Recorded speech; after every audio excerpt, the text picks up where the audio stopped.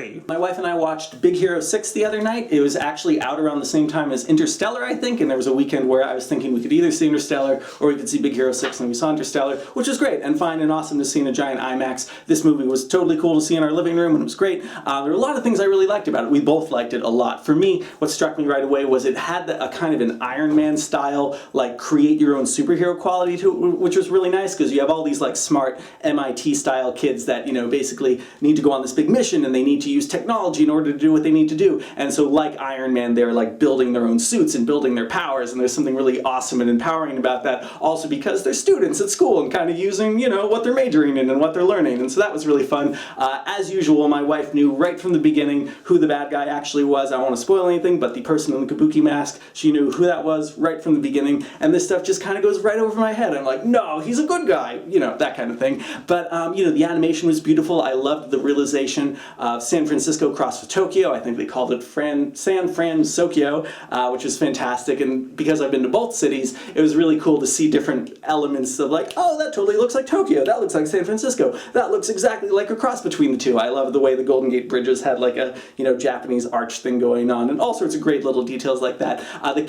The main character, Hero, at the beginning was a little bit hard to get used to, only because he reminded us so much of the character of Hiccup from the How to Train Your Dragons movies, but all the other characters were fantastic, and he definitely grew on us and became more distinctive as the movie went on. The whole relationship and bond with his brother was fantastic. I loved Scott Adsett's performance as Baymax. There's something so cool about the design of that character as well, just like a big, fluffy, huggable robot, which is not the kind of stuff you usually associate with a robot, and the whole idea of why this robot that's only supposed to help people and heal people would go on this journey, because it's like, will this help decrease your puberty stress? That's great. You know, will this help your mood swings? And the fact that that becomes the impetus for this entire journey they go on, and you know, helping this kid get his robots back, and which, by the way, is a super awesome invention, and just the realization of that was so cool. And as someone that's starting to learn, you know, a little bit of programming, knows a little bit about animation, I couldn't help but wonder, like, how did they program all the little things to do that? Even in a virtual world, that's amazing, let alone how something like that would work in the real world. Anyway, Big Hero 6, really cool movie. It's such a funny kind of thing to think about, because this all comes from Disney's acquisitions, you know. This is only able to happen because